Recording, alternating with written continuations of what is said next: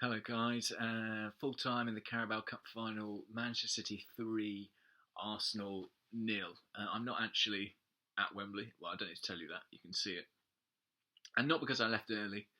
I wasn't in attendance at the final today. And it's not often that you say this, but about a Wembley final. But I'm quite glad I wasn't there. Not because I can't take a defeat, but because I think if I had been there, I think I would have found it genuinely very difficult. I think I would have found it emotionally affecting. I think I would have found it distressing. Maybe not quite as much as that poor young kid we saw weeping during the game, but I could definitely go part of the way there. I could understand that sentiment. I did not expect, let's be clear, Arsenal to beat Manchester City in this final. I don't expect Arsenal to beat Manchester City on Thursday. They are a far, far better team than us. However, the degree to which they were better on the day was so striking and alarming that it has left me feeling very low, very, very low about where this team are and about where this club are. And I think more specifically and more troublingly about where they're going.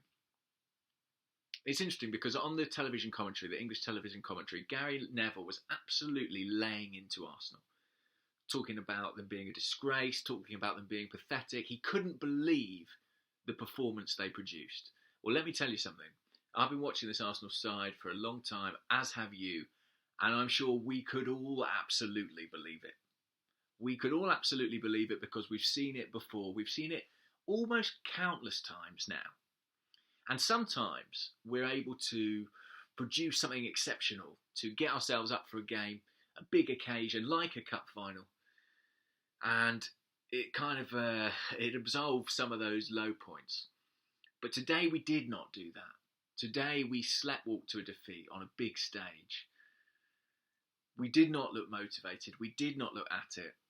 And we looked so far away from a supposed competitor that really, I think every single Arsenal fan tonight is looking at the club, the big picture, and wondering about what this means.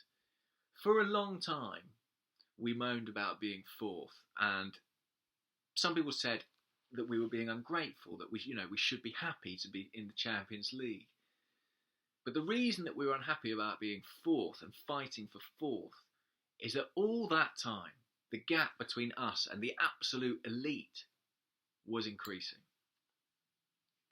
And I feel sorry for that young kid who was crying today because, well, firstly, because he's going to get a torrid time, presumably, because his face is plastered all over the internet. But also because he's growing up watching an Arsenal team like this. I grew up watching great Arsenal teams in the 90s and 2000s. And they inspired me. They inspired me to do what I do now, to be doing this video, to be covering this team. I loved the club. I loved the performance. I loved the players. I loved the manager. And that love at the moment is a difficult thing. You know, all teams have their problems, but there's something about this particular team, this particular club, that makes it very, very painful at present. The performance. I actually didn't think we were that bad in the first half. City were well below what we expected, and that played into our hands a bit. We should have scored early on. You know, Ozil crossed, Aubameyang was beaten into it by Walker. He then sort of stabbed the rebound at the goalkeeper. It was good defending, but if Ozil's crosses played a little bit more speed, if Aubameyang's a little bit sharper, Arsenal have the lead there. Perhaps it's a different game. The goal we conceded, right, there's been a bit of an amnesty recently on here in terms of calling out individuals because I do think there are such endemic, systematic problems that I sometimes think that talking about individuals is redundant. I'm lifting that amnesty to have a go at Shkodran Mustafi. I'm trying not to swear so I can keep my ad revenue. What he did was so appalling. It reminded me a little bit of a Robbie Keane goal. Do you remember that at the Emirates Stadium for Liverpool? I think on that occasion it was Giroud playing at centre-back. And where a goalkeeper just launched it up the field and we just didn't deal with it. He was the wrong side of his man. He wasn't fouled. And even if he was, play to the whistle, compete. Don't just stand there with your arms outstretched. I thought it was diabolical from Mustafi. But anyway, we went in at 1-0 down. At that point, you're still in the game, which is perhaps more than some expected. But what we produced in the second half, even the players who were good in the first half, I'm talking about the likes of Aaron Ramsey, dropped off in the second half. Heads went down. And we were dreadful. We were dreadful. And City raised their level, just like Spurs did at the same stadium a couple of weeks ago, and we couldn't live with it. The second and third goal, that's me beeping. The second and third goal, I thought Mustafi was at fault again, actually. You'll probably forget this, but he had the ball out on the left touchline and didn't deal with it properly, didn't clear it, ended up conceding the throw on, I think it was. City went on and scored. Yeah, and the third goal, I mean, Callum Chambers very easily beaten on the turn, just as he was on Thursday, to be honest. Should he have been starting this game after being done like that on Thursday? Probably not. Probably not. Going forward, we offered nothing in the second half. I can't remember a single good move we put together. Yeah, we're miles away. We're miles away from City. Good luck to them. I mean, they are at least playing football, good football. They'll win the Premier League. I think they might well win the Champions League. They look like they have the calibre, certainly.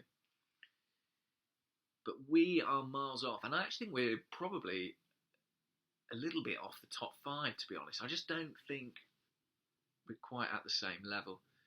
And I've already spoken for a while, but one thing that struck me about the goals today, the first one from a goal kick, I think the second one was from a throw-in. It may have been a corner, I forget.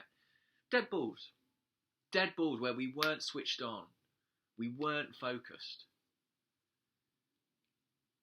And that just tells you everything. And we've seen it so many times. Arsenal, after the restart, not in position, not tracking their men, not the right side of goal. And it doesn't change. And it doesn't matter. It's funny, isn't it? We all expected to lose this game, really. Thought that was the likely outcome. City the big favourites.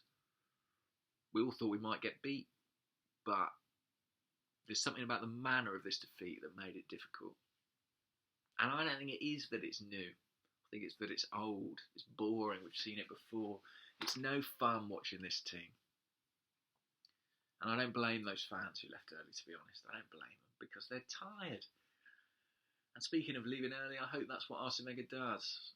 I really hope. I was never in that sort of maniacal camp who hoped we didn't win the cup final because it might accelerate Wenger's departure. I was never like that.